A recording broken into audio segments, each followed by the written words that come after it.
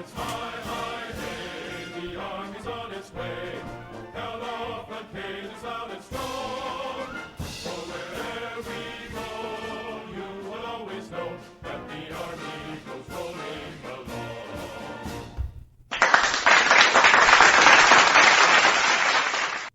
Hi, welcome to Pegasus Research Substack Week in Review Unscripted number 29 podcast.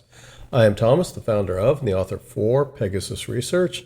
I'm an economist, a military historian, and a U.S. Army veteran. If you like my content and want to support my work, please consider becoming a subscriber or follower on Substack or support me on Patreon. The website will be in the description section of this podcast. Hello, welcome everybody. Hope all of you have had a great week. I want to say to all the new subscribers or listeners, this is just my unscripted weekly thoughts of the 3 papers that I wrote this week. So it's I have some bullet points that I go over, and then it's just me talking the whole time. So if you're the first time listener, welcome. And if you're not, thank you again for joining. The 3 papers this week is the West Philippine Sea Newsletter, Volume 17, are Some Semiconductors, the New Oil of the 21st Century, and Ukraine asked for more air defense weapons. So I'll start over. Ukraine asked for more air defense weapons and suggests widening the war. All right, so those were the 3 papers this week. We'll go to the West Philippine Sea Letter, Volume 17. It starts off the last week. It was actually, the anniversary was October 1st, but celebrations and congratulations started coming in late last week. The Chinese Communist Party's 75th anniversary was celebrated on October 1st. It's not the 75th anniversary of China. China's obviously is a much older country, much older than most of the Western countries in the world. But China celebrated its 75th anniversary. That is the 75th anniversary of one-party rule over China from the Chinese Communist Party. Not the 75th anniversary of China, the 75th anniversary of one-party rule. So I guess you could probably go into dynastic monarchies and be one-party rule as well. Just want to clarify that this is not there. China is a lot older than 75 years old, which I think most of you know that. But it's funny that they keep saying 75th anniversary of China. It's like China's much more than 75 years of history. The Philippines is in a dispute with China, as all of you know, over territorial claims in the West Philippine Sea. It played a magnanimous role and sent congratulations and well wishes to the Chinese leaders. Despite these well wishes, the tensions continued in the West Philippine Sea, and I won't say that they were necessarily escalating, but they weren't really getting better either. So leading up to the congratulations, the official government position was communicated by Undersecretary Teresa Lazaro of the Philippines. I think she works for their foreign ministry, or they don't call them State Department. I think it's Foreign Department or something like that. I forget. I'm sorry. So she praised China for its economic transformation and relieving poverty to so many people, highlighting that the Chinese had accomplished the UN goal and had lifted 800 million people out of poverty in a shorter time period than what the UN was wanting. So it is the biggest single lifting of people out of poverty. You're talking about a country that's just slightly less than 1.3 billion. They lifted 800 million out of poverty. That's how significant the economic change in China was. Lazaro also praises China's leadership in Asia in addressing climate change issues through its energy and green transportation initiatives. China is one of the biggest producers of EV vehicles, and as well as most of the world's solar panels are made in China as well. So that was probably what she's referring to, is the work they're doing in solar panels and lithium lithium technology, not lithium technology, but producing battery power tools, and obviously their EV vehicle production. Vice President Sarah Duterte, who is obviously she's the vice president of Philippines, but she did not give the official message for the Philippines. But she emphasized that, added to the 75th anniversary in a separate address, emphasized that the need for amicable resolution of the current Chinese and Philippine relations. So this was obviously a week of trying to offer, I won't say an olive leaf, but de-escalate tensions and rise above the fray and offer congratulations to the Chinese. Obviously, picking the undersecretary to give the official message is a little bit of a insult, especially to a country that's the second largest GDP in the world. So it's a little bit of a slap in the face, or a little. There's a message behind it. Slap in the face is probably too far, but there's a message to that, is that they weren't going to have the Secretary of State give the address. It was the undersecretary. And one thing that kind of goes out is, first off, is that China was basically silent on their response to this. They didn't slap it down. They just basically gave it a cold shoulder. No real official response came from China. Maybe they looked at it because it came from the undersecretary and the vice president. They were, we'll just say, they were rather cold in their response. I mentioned about the point of bringing 800 million people out of poverty.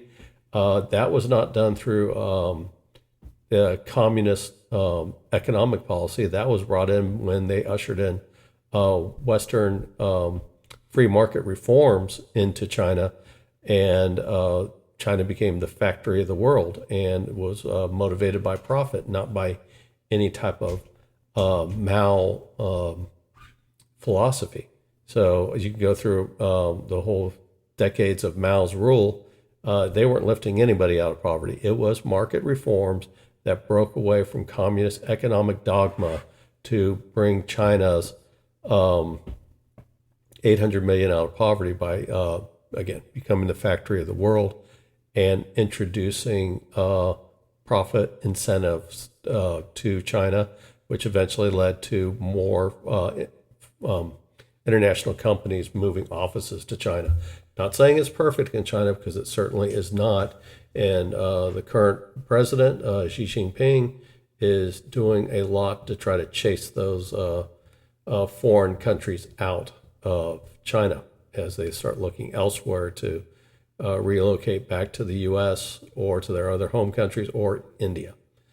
So just want to make that mention, is that they kind of glossed that part. The Philippines kind of glossed over that part of how you get 800 million people out of poverty, and it wasn't communism.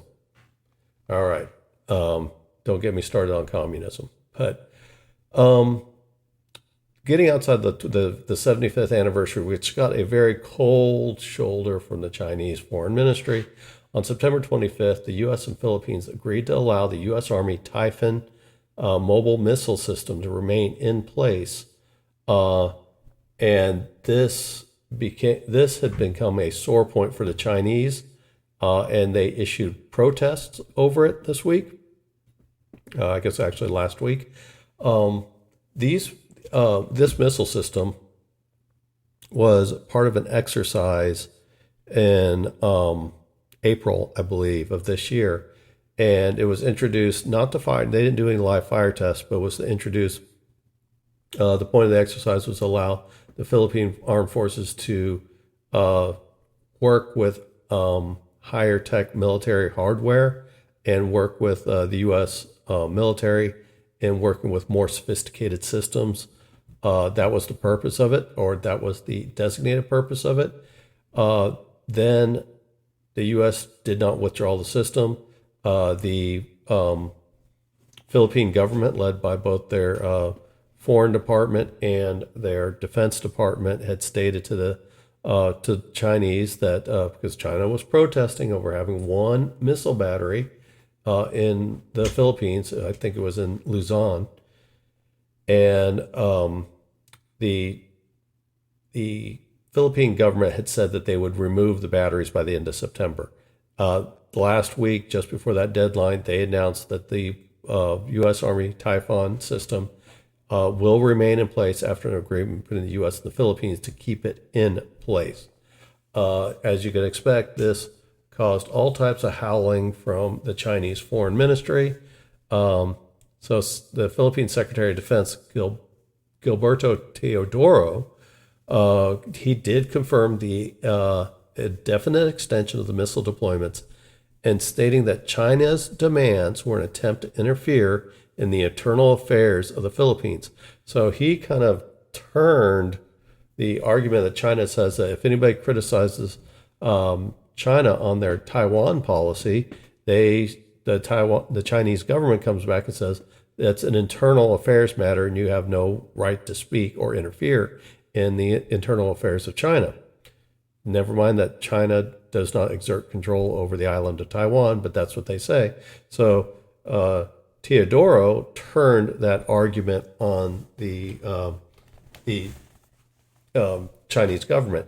And he wasn't done yet either, because he said that the demands that China to remove this missile system, that China should lead by example and, quote, destroy its nuclear arsenal, remove all their ballistic missile capabilities, get out of the West Philippine Sea, and get out of the Mischief Reef, end quote. So he was definitely fired up, where he was not going to just give in to the China's demands. And he does make a point, is China builds all these missiles. They have long range, or they have missiles of various capabilities that can threaten even the Philippines. Of course, obviously, China has ICBMs. So if the China is complaining about one missile battery that does have the capability of reaching as far as Taiwan, actually, I think it can actually hit out to the east coast of China, so it could actually extend beyond Taiwan. This has caused consternation to China, but Secretary Teodoro brings up a good point: is that they're sitting there. The Chinese are complaining about one missile battery while they have thousands of missiles pointed all throughout the West, but thousands of missiles of various capabilities. Some of them are short range, couldn't hit out to the Philippines. So it brings up a good point, is if China's complaining about one missile system that's deployed in the Philippines, that maybe they should look internally about what they're doing and how it looks in the world outside that. Now, China's point is that it's a U.S. missile system, and the Chinese Foreign Ministry point of view is that China has argued, or the government has argued, which is what the Foreign Ministry is representing, that there should not be any foreign elements introduced into the Western Pacific in the South China Sea. And they consider the U.S. a foreign force that's destabilizing the region. So they're not arguing so much about the missiles, which we know they actually are. Their point is that it's the Philippines are destabilizing the region by introducing missiles and allowing the U.S. to operate inside the Philippines. He did. Secretary Teodoro also added the famous quote about, if one lives in a glass house, they shouldn't throw stones. So that was one of the sore points. This will probably come up in Chinese complaints, but overall, it's one missile battery. Doesn't really compare to what China has in their arsenal that can reach out to the Philippines. So it's kind of a ridiculous argument, but they're bringing it up anyway because that's what their foreign ministry excels at. All right, so the other one is that we've talked about in several cases. The BRP Teresa Magbanua was forced to leave the Sabina Escoda Shoal in the Philippines. Was It was present since April in the Sabina Shoal and was forced to retreat when it was basically cut off from all supplies and was rammed at one point. And it didn't have any food, wasn't out of supplies, and was forced to return to port in the Palawan Island, which is a main island, which is one of the islands in the Philippines. So the Philippines did say that they would return another ship to the region. And last week, a new Coast Guard ship did arrive to start patrolling to protect the Philippines' sovereign claims in that region.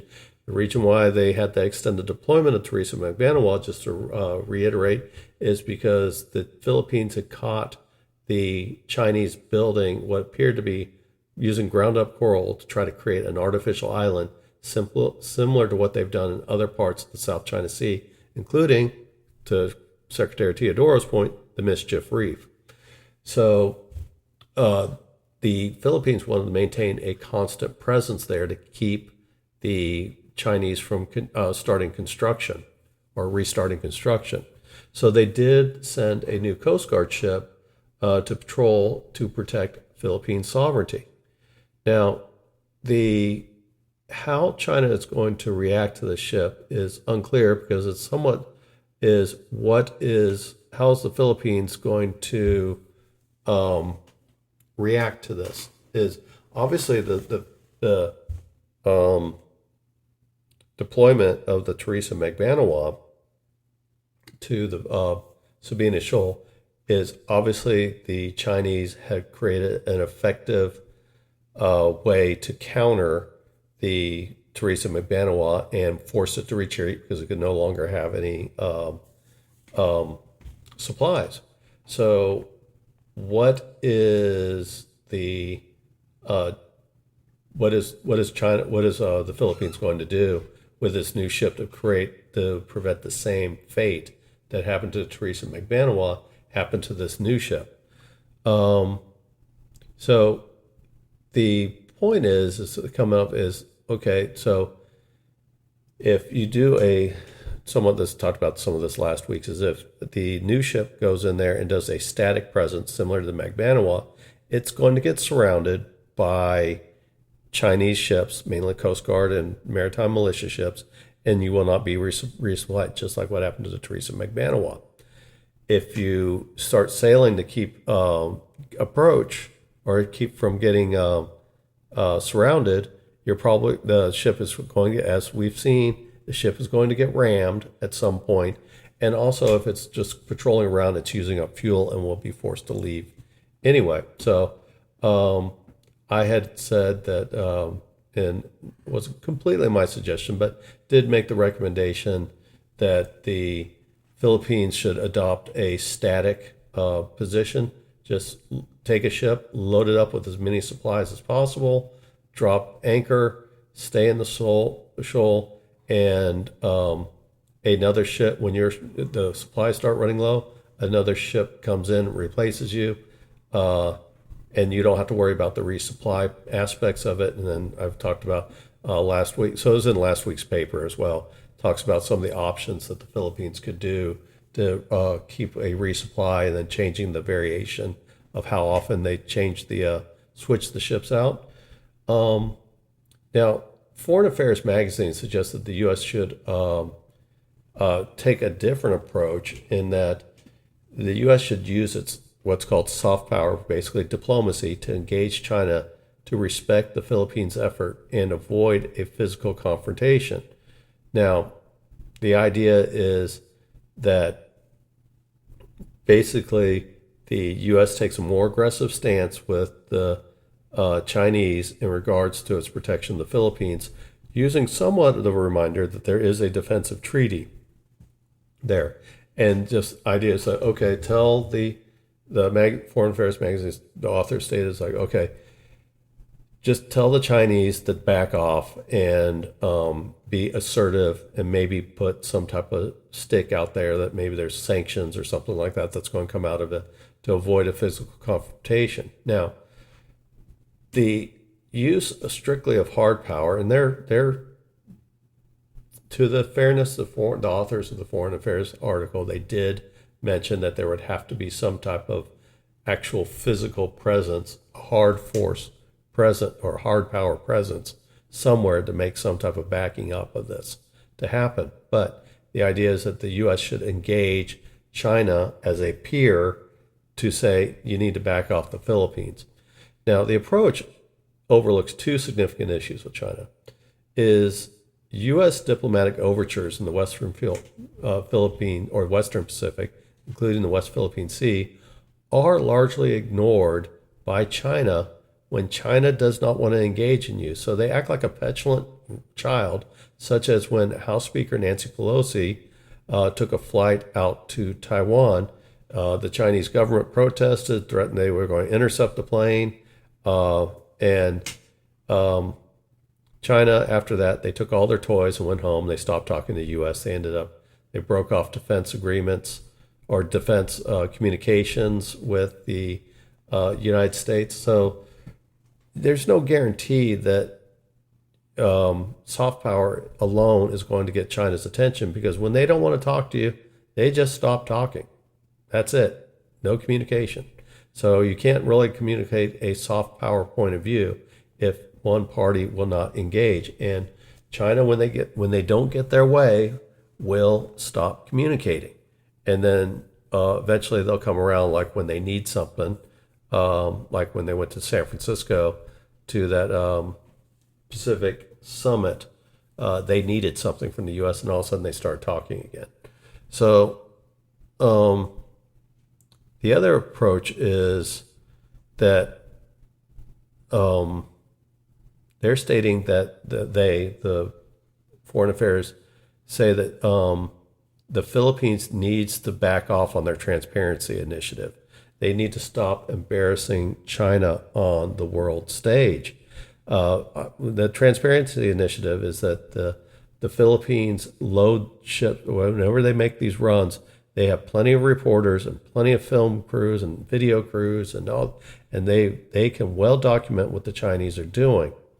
And so the argument from Foreign Affairs is that if the Philippines stop doing this, they won't embarrass China, and so China could just let ships go, because they would not be embarrassed on the world stage, because they could just say, well, we didn't know about a ship going out, and they could just do minor protests.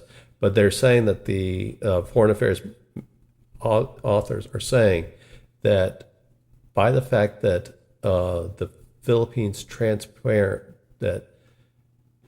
reports through their transparency initiative all the bad acts of China, and then they're also saying that the transparency initiative is that the Philippines telegraphed their resupply missions to create a event to be broadcast to the world. So it almost dares at this point the Chinese to do something, because if the Chinese don't react to a telegraphed resupply mission that has plenty of reporters, if they do that, the fact that the Chinese don't show up is also going to be recorded, and the Chinese would look weak in comparison.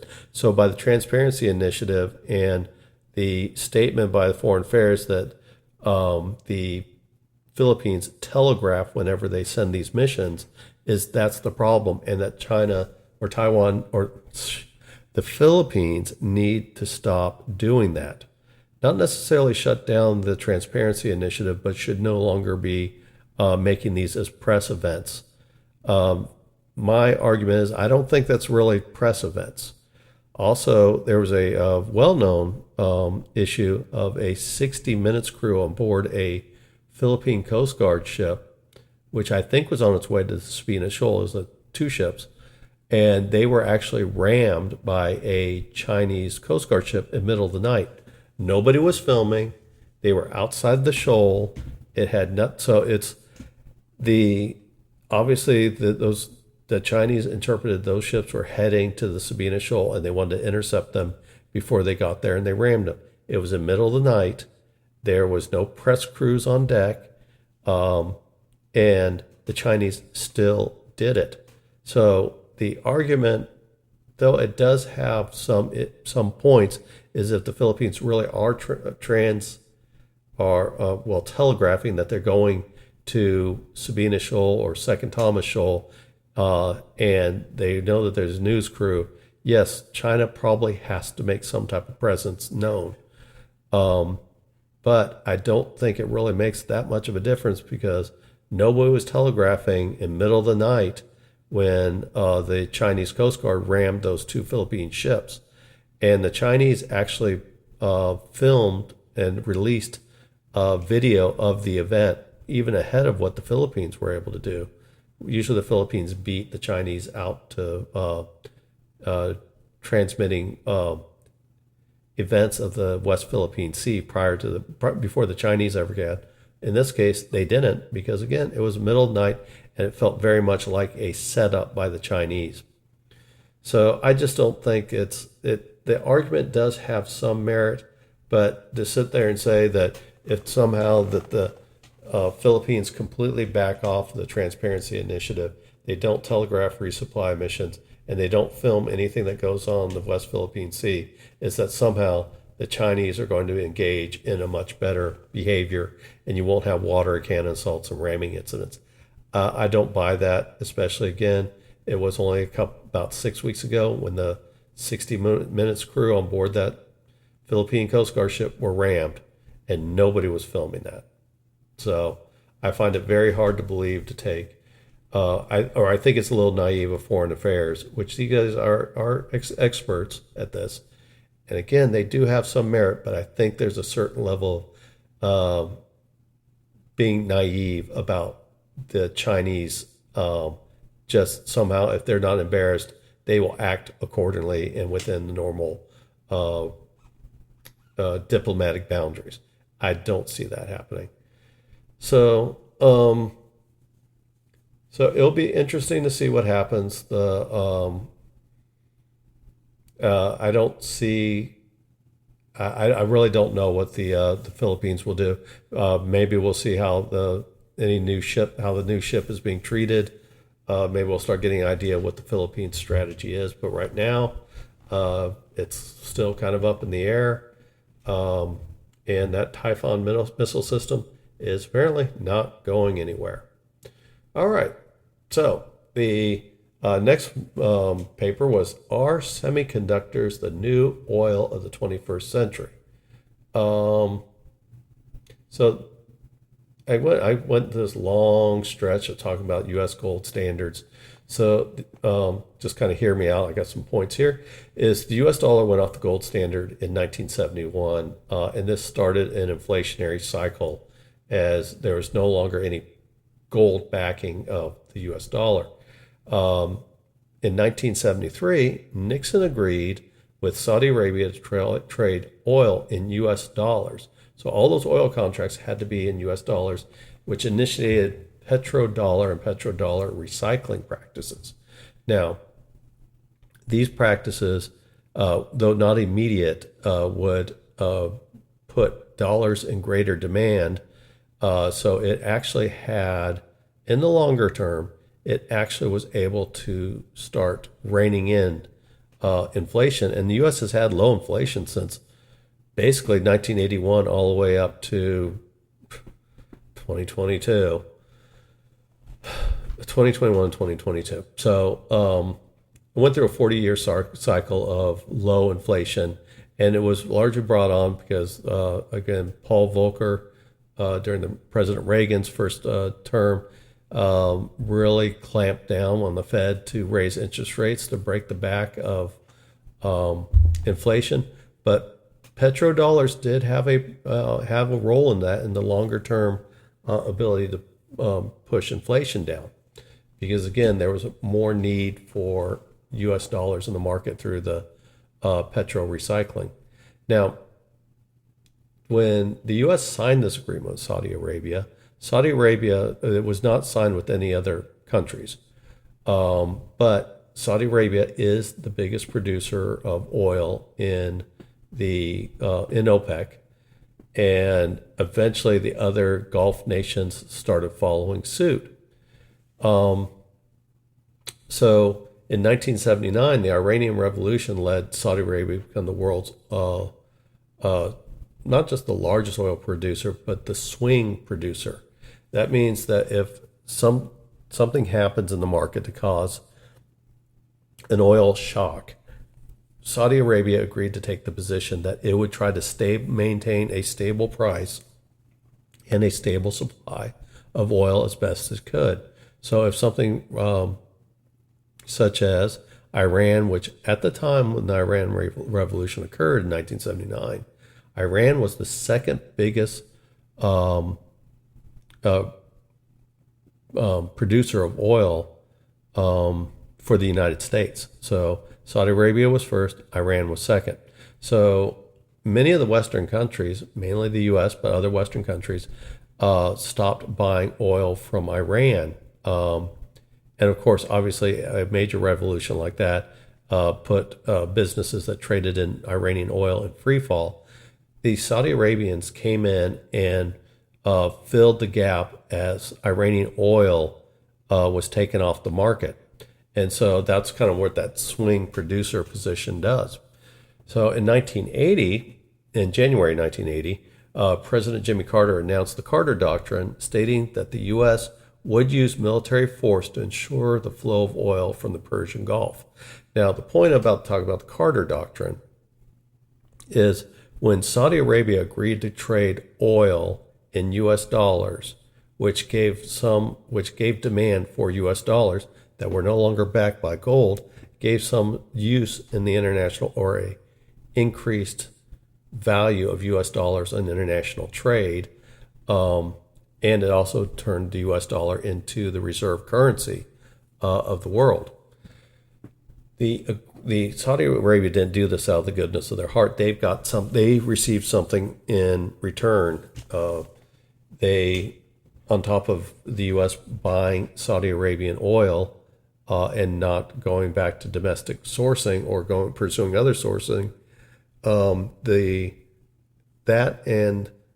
this is talking about the period of the Cold War, threats to Soviet Union moving into the Persian Gulf, which were maybe somewhat overblown, but also had some sense of realism because the Soviet Union did invade Iran during World War II to help control the outlet to the Persian Gulf and the Persian oil in the Persian Gulf. So there was something to that. So what happened is the U.S. agreed to defend Saudi Arabia in exchange for selling oil, trading oil in U.S. dollars only, and then also being the swing producer.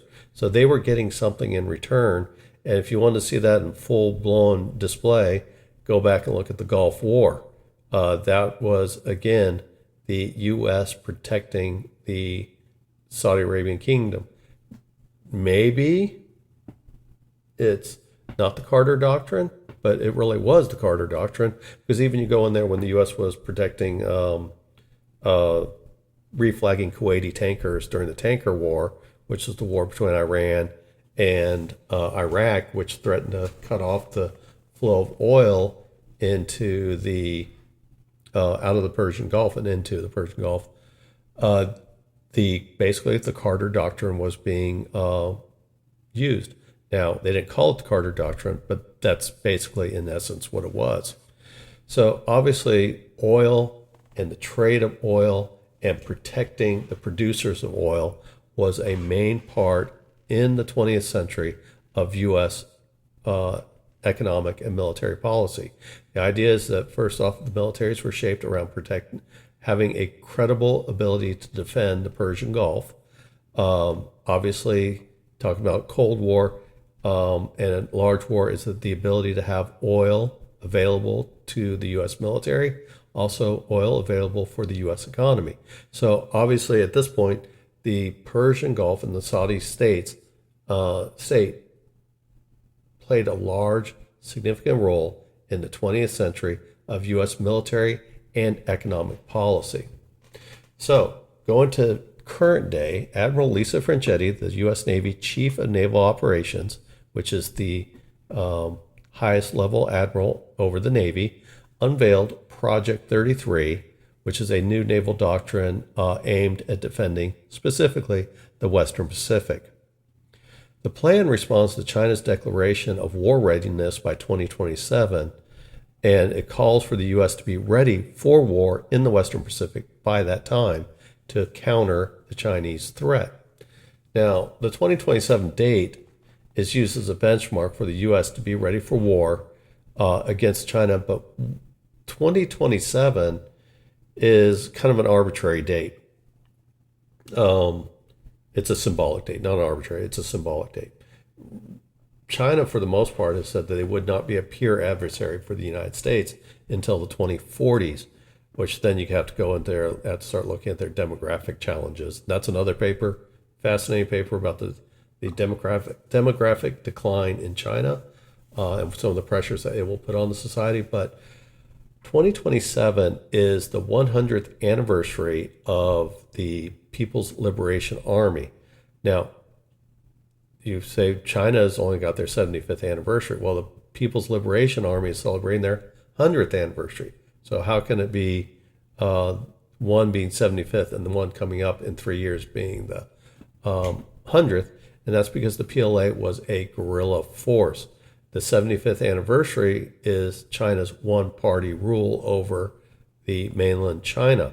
So the PLA has been around longer than the country run by the Communist Party, and that's because it was the guerrilla army. So China says that in the CCP, Chinese Communist Party, said by 2027 that the PLA, People's Liberation Army, had to be ready for war and to have the ability to overrun Taiwan by that date. Now, there's symbology there again, too, is because the remnants of the guerrilla war that formed the PLA, the remnants of that elements that they fought was the nationalist Chinese, and they're in Taiwan. So there's that symbolism is China, the PLA has to be ready by 2027, its 100th year anniversary, to be able to wipe out its foe from the time that it was created 100 years ago.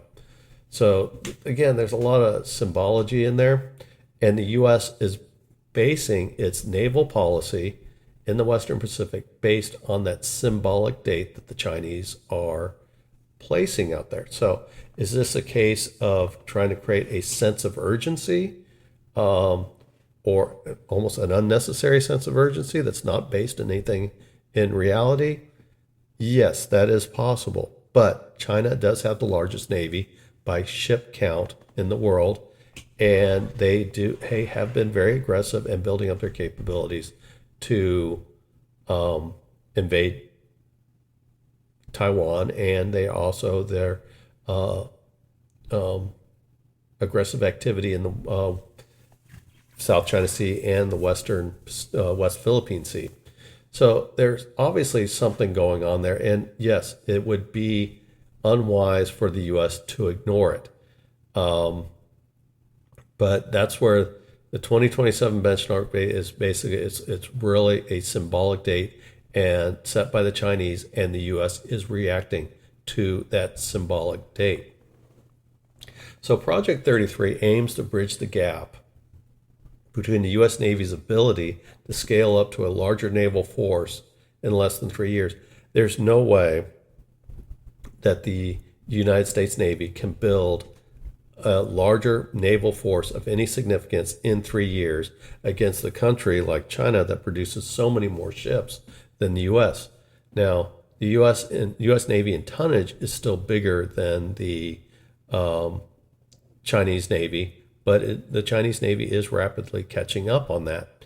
So there's no way the U.S. could build more ships of any significant number and be ready in 2027. That you're talking about at this point is building the ships, doing sea trials, crews, getting them commissioned and ready to join the fleet is a lot to ask for in 3 years, and it's just practical. It's impractical. So the idea is, how can the U.S. bridge this gap if they can't build a credible number of new ships in that 3 years. So Project 33 mandates a surge in the deployment of robotic and other autonomous systems, which means that they're not going to be putting sailors at risk, which again, the U.S. Navy, like all the services, is having difficulty in recruiting. So anything that can increase its firepower and lethality without risking sailors or needing fewer of them, then that's a positive for the Navy as well. Also, the ability to be able to deploy autonomous systems is considered to be a cost savings measure. So it fills a gap in both production and no need for recruitment. This project does leverage the U.S. Navy Disruptive Capabilities Office and Department of Defense Replicator Project. Both of these are meant to foster innovation in new autonomous solutions. So it's Project 33 is basically an extension of capabilities that the Navy has already considered building. Just Project 33 is focused on the Western Pacific and meeting the Chinese threat. Now, the idea with this one is also to go back to autonomous systems, is they tend to be smaller, they tend to be cheaper. Because they're smaller and cheaper, they are easier. You can produce more of them than you could building up new ships. For example, the U.S. Navy is obviously they're building more Ford-class carriers, but those take a long time to build, and they're just getting to the point of ramping up. But even ramping up, you're probably looking at one carrier every 4 years, maybe, something like that. Actually, I think it's a little bit quicker than that, but.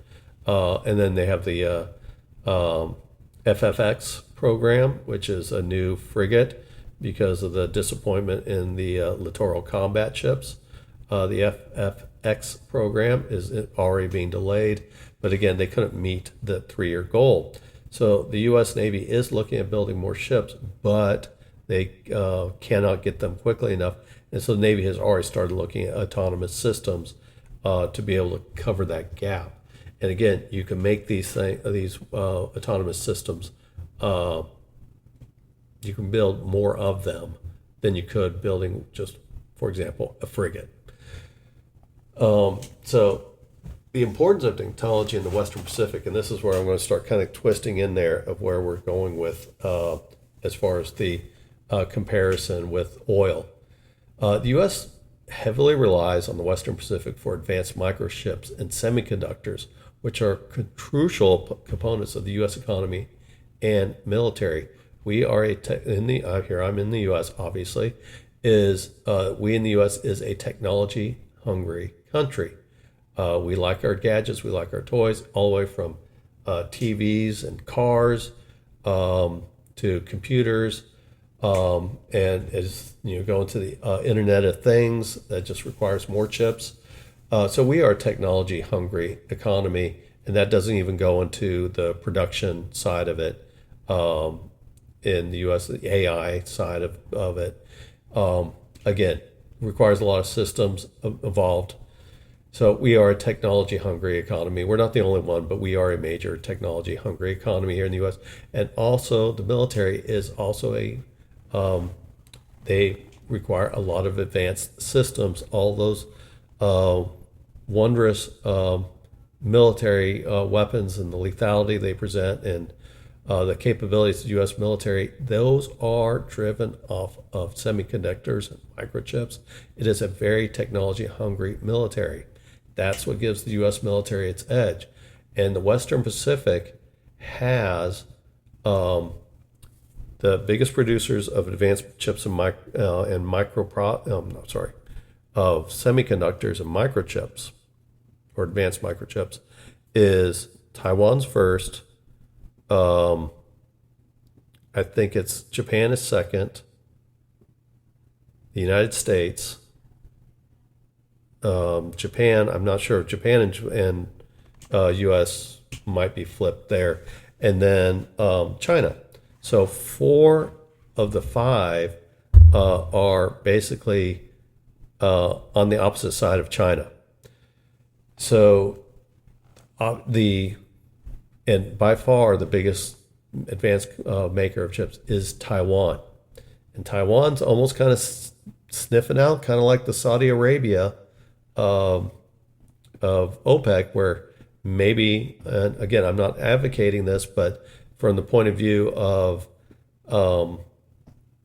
the U.S. and U.S. security, again, even the military is so reliant on high technology, is all of a sudden the importance of Taiwan really stands out to all of the U.S. and its allies in the quote rules-based order.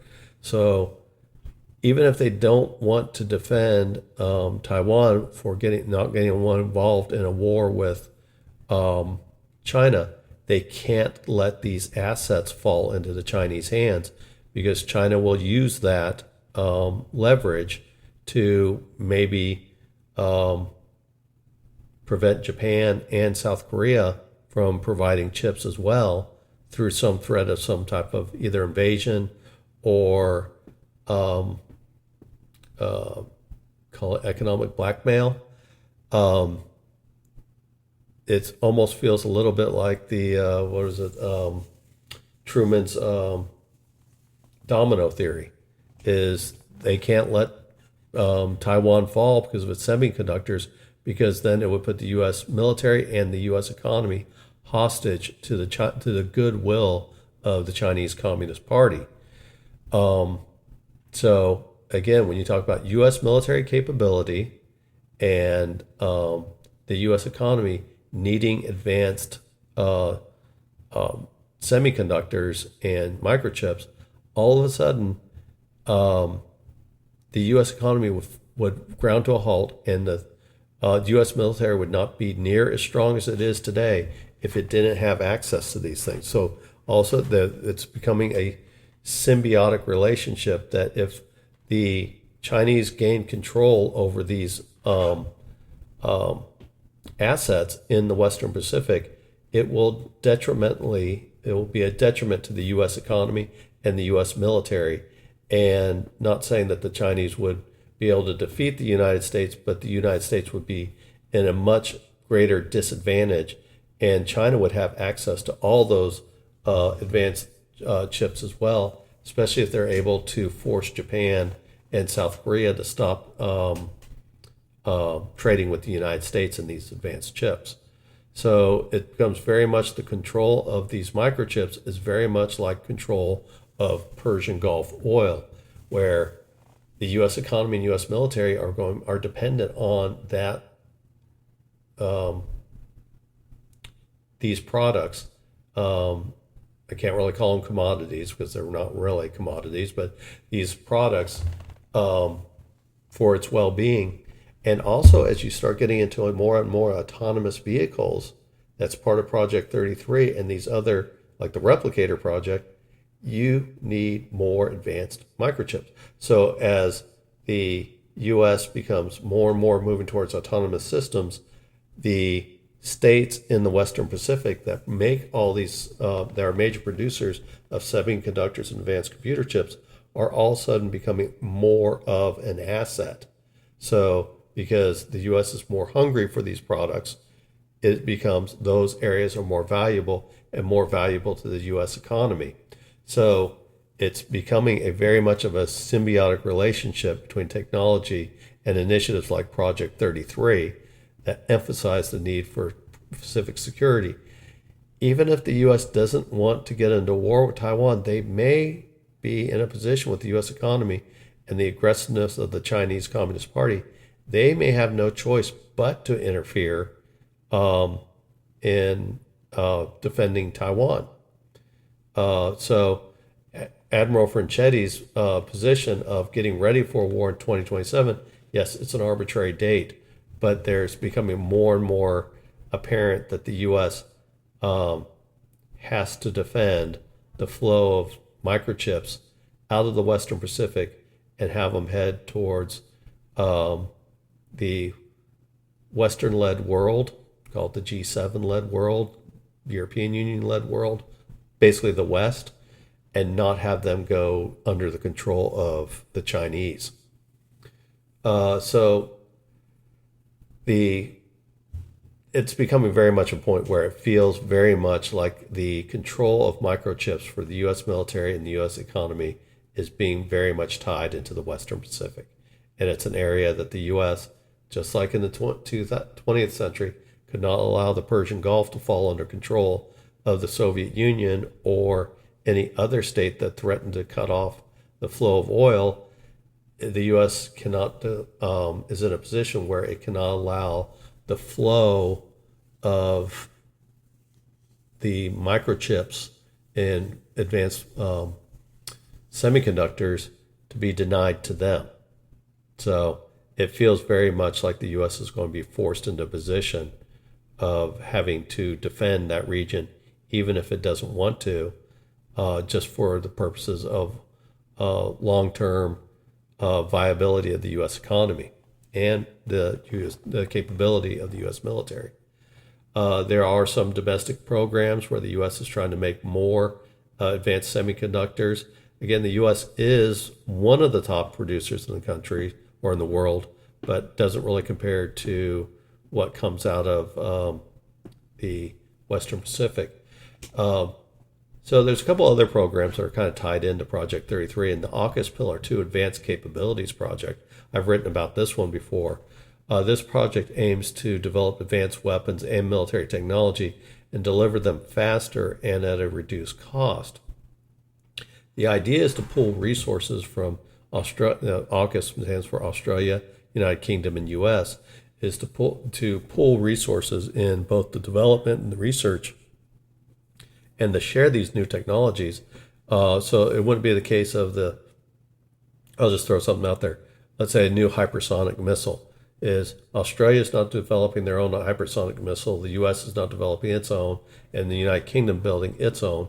It would actually, at this point, they would be pulling their resources together to try to create a one hypersonic missile that all three countries could use. So that's part of it. You remove some of your fixed costs in that you're sharing the talent. Also, three heads are better than one. Of course, there's secrecy issues that have to go into that as well to make sure you're protecting your, when you move away from one country to three, obviously espionage becomes a bigger issue. But AUKUS has some pretty robust security measures in place. That's why they've talked with having Japan become a member of AUKUS and South Korea as well. But neither one of them are at the point that they have sufficient levels of security to become members of AUKUS. But Pillar 2 does allow countries that are not full AUKUS members to participate. And Japan and South Korea both have excess capacity of production. They're also highly advanced societies, and they foster advanced technologies, even to the point that, especially like, for example, South Korea is selling military hardware to NATO countries. Japan is considering the same as well. They're both members of the NATO IP4 Indo-Pacific 4 countries, which is Australia as well, and New Zealand, Japan, and South Korea. So they're looking at pulling in Japan and South Korea to pull in their abilities to create advanced technologies to be part of the AUKUS Pillar 2. Not to be full-fledged members of AUKUS, but to help develop these weapons. Also, Japan and especially South Korea have excess production capacity that would help produce these weapons quicker than if we wholly relied on the United States, United Kingdom, or Australia to produce these. So this is something that could really help not only taking advantage of their resources and talents and their advanced technologies, but also helping utilize their production capacity to help turn these around quicker. So these are AUKUS Pillar 2 ties in very closely with Replicator, Project Overmatch, and Project 33, in that it's working in some of the same technologies and innovations that would be needed for these programs is being created on an international scale. So that's where the U.S. is really starting to move more and more towards You're seeing these loose alliances formed in the Western Pacific. You're starting to see cooperation in technology, and you also see that they're moving towards use of, it really looks like more and more autonomous vehicles against China to create, to counter China. So it seems like these loose alliances are all, and projects are all forming into one direction, and it's all heading towards the Western Pacific. So let's see here. I'll look at my notes here. Let's see here. I'll talk a little bit. Just check my notes here. One is about the semiconductor, like just maintaining control of semiconductors, and the alliances that are forming the West are called, like, basically, it's gone back to the term rules-based order, and that rules-based order kind of looks like it's more about safeguarding the flow of semiconductors, with the unspoken goal of preventing China from gaining control over it. So the rules-based order does seem to me originally is based on the idea of freedom of navigation, and it's slow, and then rule of law, and now it's becoming more and more like a anti-Chinese alignment. If you claim to be rules-based order, you're probably speaking out against the Chinese Communist Party and Chinese foreign policy. I talked a little bit about the 2027 goal, that, this is, again, a symbolic aspiration by the Chinese. U.S. policy is being based on that aspiration. It would be unwise for the U.S. to ignore it, but also needs to realize that 2027 does not represent any hard date. The concern is that if the U.S. finds a way to start cutting China off more and more, especially as China's become more involved in supporting Russia, and you're finding the trade from China of dual-use products, you're starting to see even products that are not supposed to be used, or supposed to be sanctioned. You're seeing, like, for example, Texas Instrument. These aren't the advanced microchips, but you're seeing their chips landed for sent to China to create a product. But now you're finding those Texas Instrument chips being used in Russian missiles in Ukraine.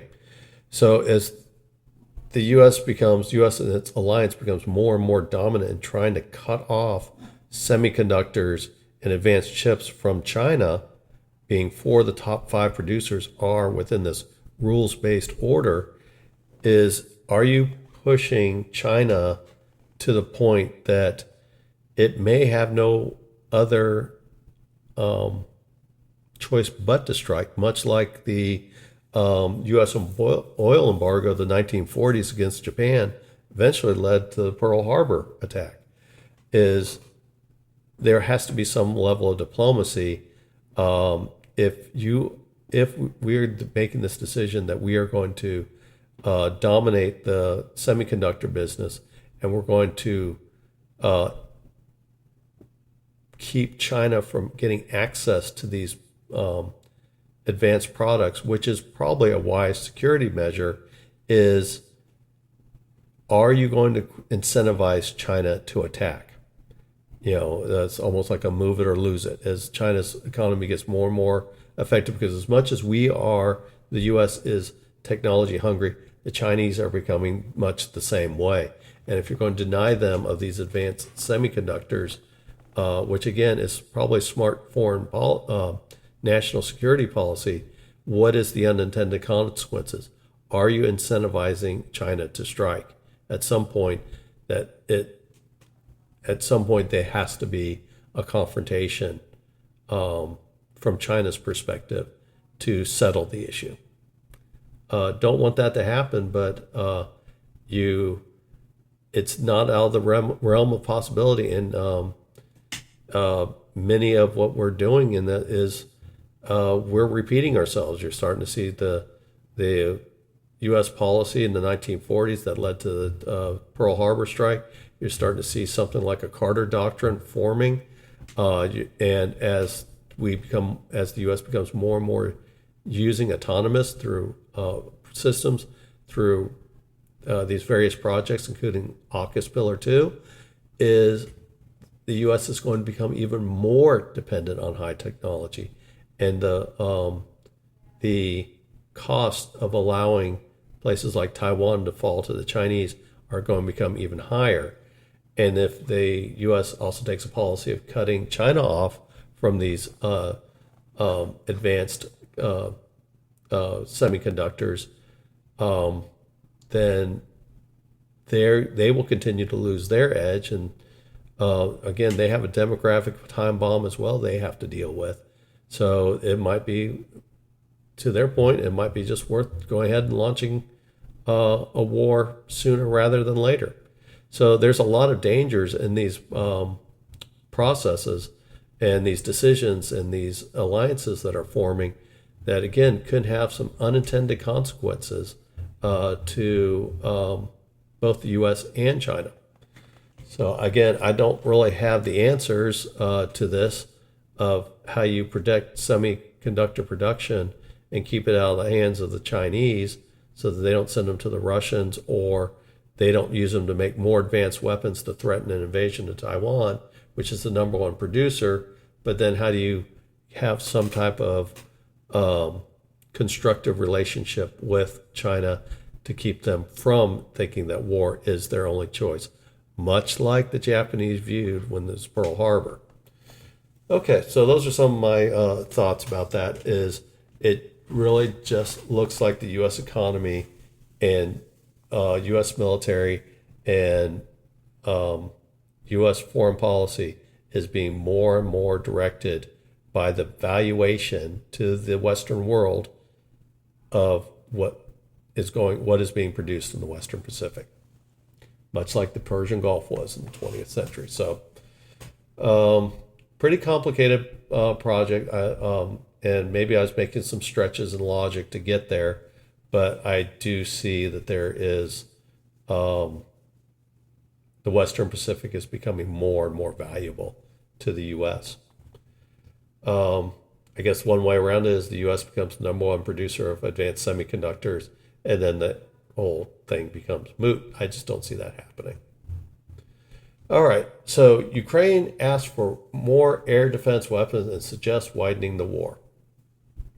So obviously this week, the big news was Iran attacked Israel again using ballistic and cruise missiles fired at Israel. I think it was 180 cruise missiles and missiles used to attack. And I think most of them were ballistic missiles, because I think where the prior attack they saw hours in advance. I think they said some of these missiles were launched, and to the time they reached Israel was 12 minutes. So it seems like there's less of the slow-moving cruise missiles and much more of the faster-moving ballistic missiles. Of course, they call them hypersonic, but ballistic missiles travel at hypersonic speeds. When you talk about hypersonic missiles, it's ones that can reach hypersonic speeds, which I think is Mach 5 times the speed of sound, but also have the ability to maneuver. Ballistic missiles fire in an arc or a trajectory that does not have any ability to maneuver, not like a rapid maneuver.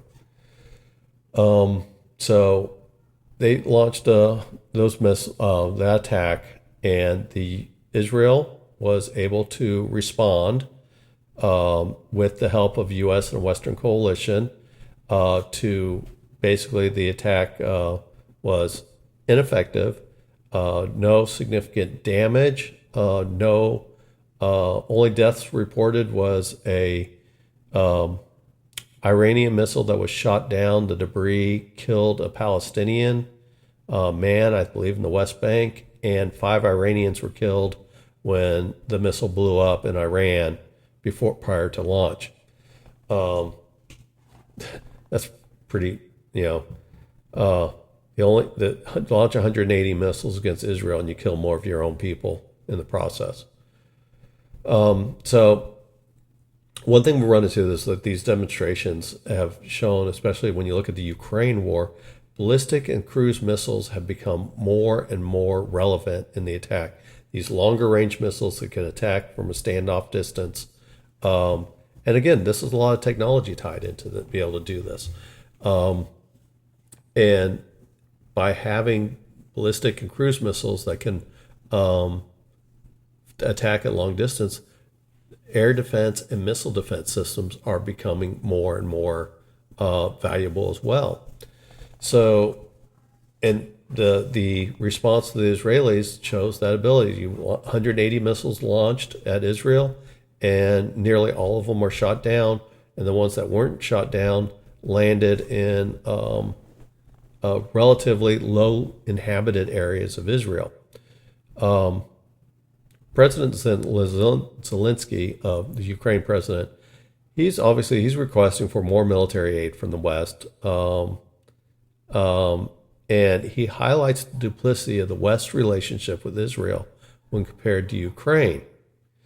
Okay, so Zelensky argues that Iran's in-house missiles that carried out the attack on the U.S. and that the U.S. and West shot down, his point is Iran sells these missiles, along with North Korea, sells these missiles to Russia. The Iranians do not put any limits on how Russia decides to use those missiles. The U.S., on the other hand, has very strict requirements that the weapons outside of the use in the Kharkiv region, U.S.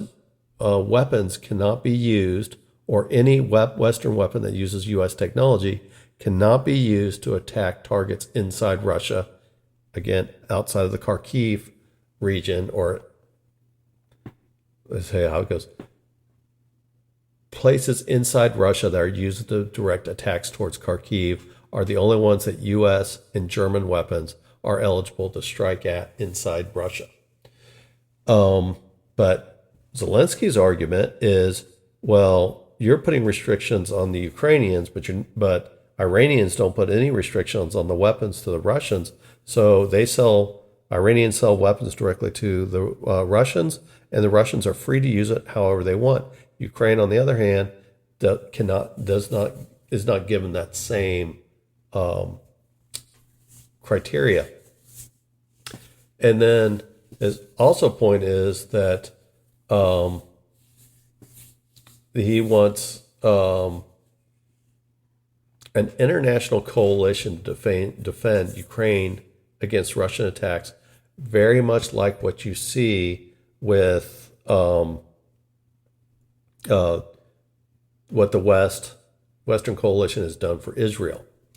So he's suggested that when this week he received a Romanian Patriot battery, and he thanked the Romanian government for that, but then he also uses an opportunity to highlight, this is after the attack on Israel, that the U.S. coalition and NATO should do the same thing for Ukraine that it did for Israel. Now, okay, you can see some of what he's saying. It's like, well, Russians can use Iranian weapons any way they want and attack as deep into Russia, or attack as deeply into Ukraine as they want. There's no restrictions on Russia. On the other hand, U.S. weapons are restricted and cannot strike out at Russian territory outside of the Kharkiv region. The U.S. goes in there and shoots down Iranian long-range missiles to protect Israel, but will not do the same for Ukraine.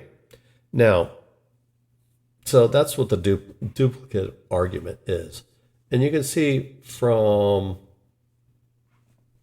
a logical point of view of what he's doing, but he doesn't get the idea. Using this transitive property argument, is amateurish and doesn't really take into account, like Henry Kissinger liked to talk about, realpolitik. There's a couple things that goes on there. Is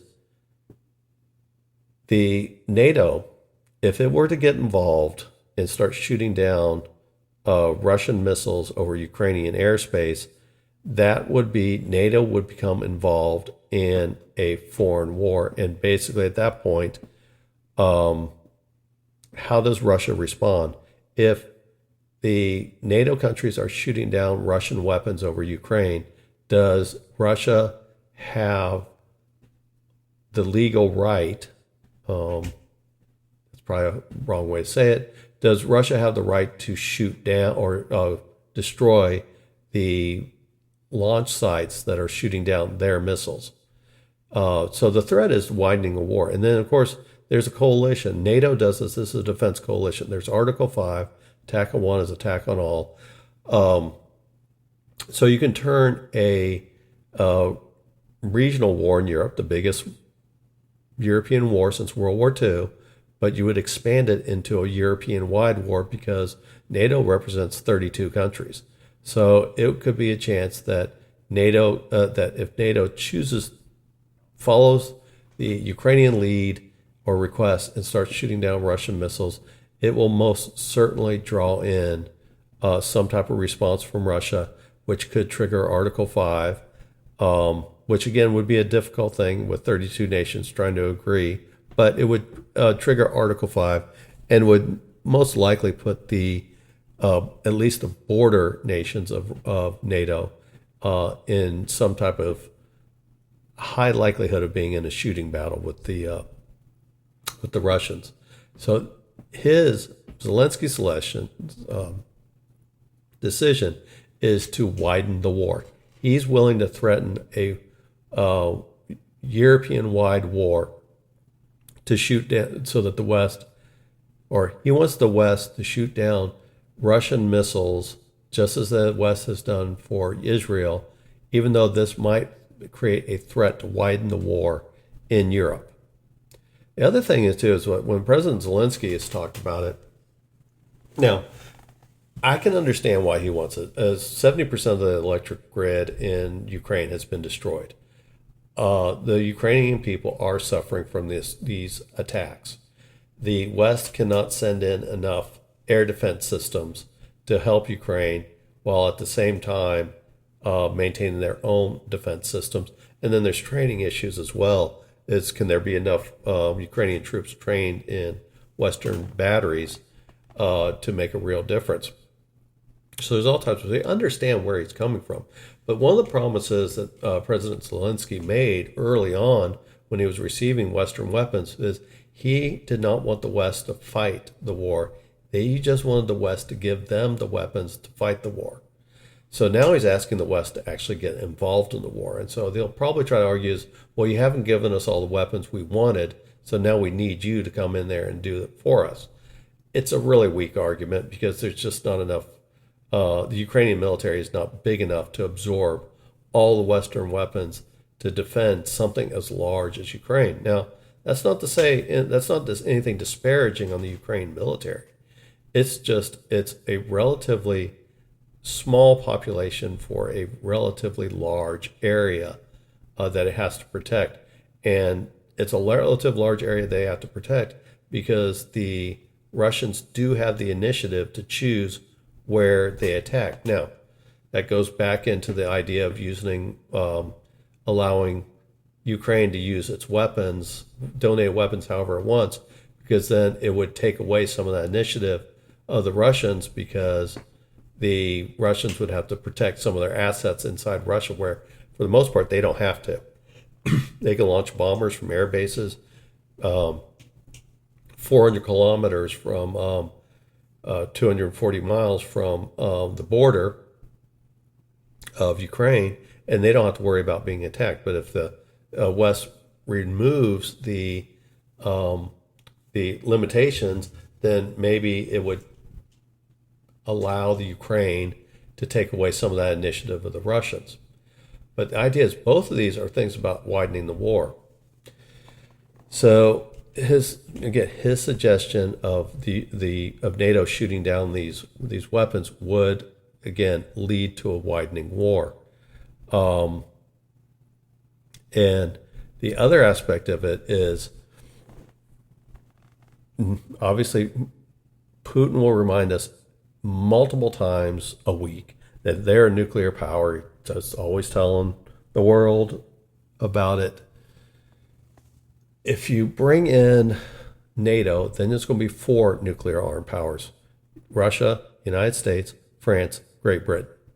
This has never happened before. They never had a major conflict between nuclear armed countries occur. So that's probably a risk that you don't want to go down. And Zelensky is not really understanding it. I understand he's got to argue for his people, but he is a world leader and he is asking for more Western weapons. And he may need to consider some of the risks that are involved in bringing NATO into the war and having a face-off between nuclear armed adversaries. It is hard to believe or hard to see any situation that NATO becomes involved, as Zelensky wants them to become involved, that doesn't lead to a wider European conflict.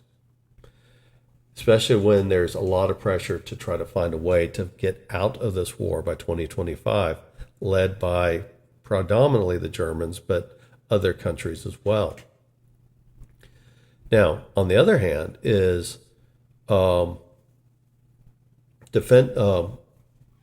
Israel is a relatively small country, and Iran is a relatively large country. By both mass and population, they greatly outnumber the Israelis. So a couple things go into this. There is no defensive alignment between the West and Israel. The West decides how much assistance it wants to give to Israel, and it can use it as a bargaining tool to try to change Israeli policy. For example, peace talks with the Palestinians. So there's no guarantee. Unlike NATO, which has an Article 5 requirement, there is basically a binding agreement between NATO countries. There is not that with Israel. So the West can decide how much aid it wants to give the Israelis in warding on Iranian attacks, and not have to be legally bound by having to protect Israel. So again, it gives a source of leverage over Israeli foreign policy. The other issue is that Iran is, again, talked about as a much bigger country. Israel is also nuclear armed. Iran is not. So the actions of the West have a lower bar than actions of the West against Russia. Because again, you're not talking about 2 nuclear armed adversaries. Iran is not nuclear armed, at least not yet, and that gives a level of flexibility to a U.S. response to Iran, in that you're not risking a nuclear war. Israel, on the other hand, because they're dealing with such a much bigger adversary in Iran, and Israel is a small country both in population and in geographic size, it lacks a lot of defensive depth. So it's easier for attacks to hit home in a country as small as Israel, or when I say attacks hit home, making attacks that are more relevant. And so if it gets to the point of Israel is to the point of collapsing under a weight of thousands of Iranian missiles, and the U.S. and its coalition decides not to protect Israel anymore because they don't have to, because they don't have a alliance, you put Israel's back to the wall and they are nuclear armed. Will they decide to pull the nuclear trigger and start a regional war, nuclear war? And it'll be one-sided because Iran doesn't have nuclear weapons yet. So if you're faced with destruction and you have that one last big bullet in the chamber, and it's nuclear weapons, and it's either you use these nuclear weapons or you face collapse, what's the choice?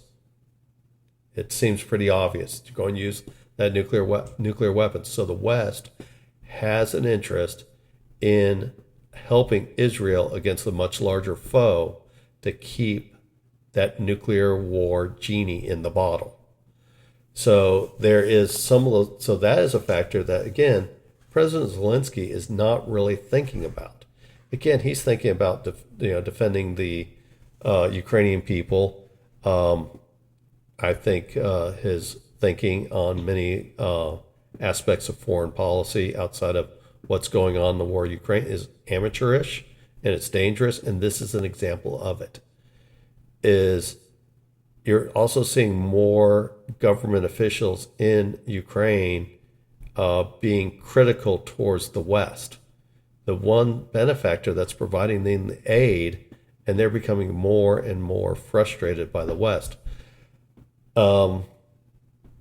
It's a case of, are they slapping the hand that feeds them? Do they feel like they could win the war if they had unrestricted use of U.S. weapons or Western weapons? It's doubtful. And it would create the red lines that the U.S. and biggest proponent, Germany, want to avoid. So those are my thoughts on that one, is that it's the reason why the U.S. protects Israel is because it's not legally bound, so it can determine what level of support it wants to give Israel. And it also, against Iran, a much bigger adversary, is the idea is to prevent the threat of a regional nuclear war. And then on the other side is they don't want to avoid a conflict that's never happened, where you'll have 4 countries nuclear armed, possibly at war with each other. These are things that has to have some level of appreciation on the Ukrainian leaders' part. So those are the papers for this week. I hope it all made sense, especially when I look at the semiconductors being the new oil of the 21st century. I really do think that technology flow path is becoming more and more critical, especially technology, when you look at it, is as we move away from, and I think realistically, we're quite a ways away from moving completely away from fossil fuel. But as they get more and more of these high technology solutions, green solutions, if you want to call them that, I wouldn't say that lithium is necessarily a green process, but it's as you get more and more into these advanced solutions to the problems we face today, is what goes on there in Western Pacific is going to be more and more valuable to the West, and particularly the United States. Just as much as oil was. And not saying we're going to have a Carter doctrine in the Western Pacific, but we may not be too far off from acting like it. So that was the work for today, or this week. I want to thank you, everybody who joined this week. I think I had about a dozen people from Substack join. So thank you. Drop me a comments in there, and I will be happy to answer them. I am less enthused about answering some of the comments out of YouTube. I did have one worthwhile one, but for the most part, it's trolls.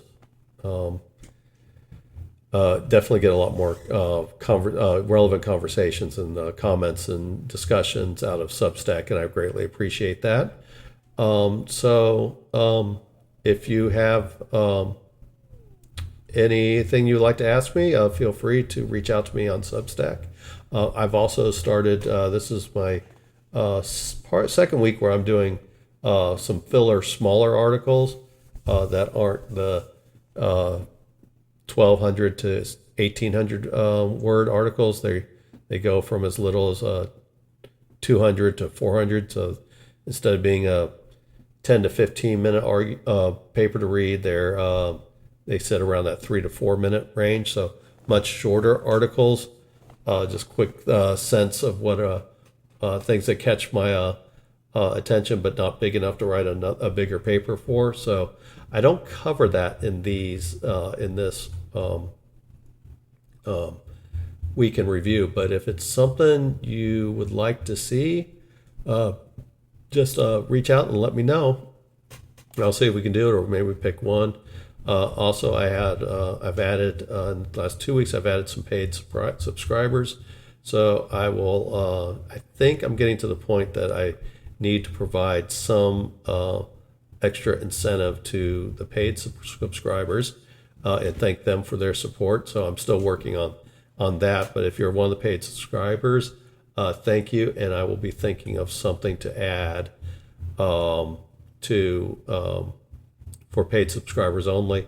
I still want to provide a lot of content for the general subscribers as well. So, excuse me, not like I'm trying to limit content to everybody, but I want to provide something extra to the people that help support me. And if you want to join and want to support me and be in on the ground floor when I come out with a paid only type of offers, that would be great, because again,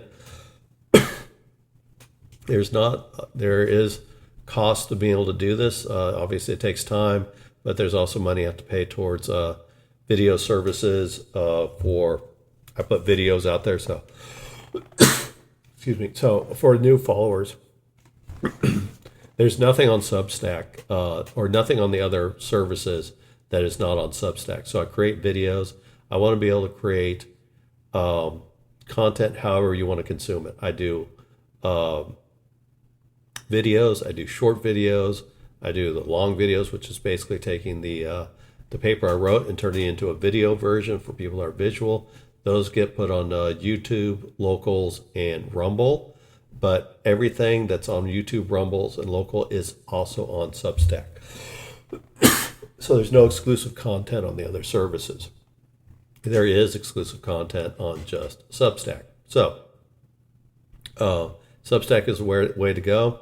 I also do read. I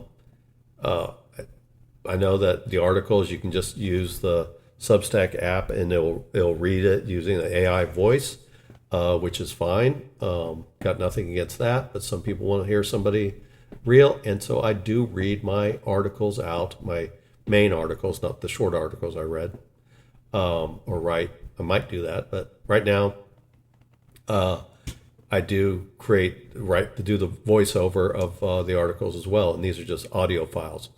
So I'm trying to give everybody an option of however you want to consume my content. I'm trying to give you all the options that is comfortable to you. And the idea is with YouTube and Rumble is I want to try to drive traffic from those sources over to Substack. I've had mixed results. I guess my voice is telling me it's time to end today, but that's the reason why I do that. So that's why you see so many files come out. It seems like a lot in emails. I'm sorry if that's the case. It's again, I'm just trying to give everybody the option of how they want to consume the media I produce. So I hope all of you have a great week. Thank you for listening, and we will talk to you next week. Thank you. Bye.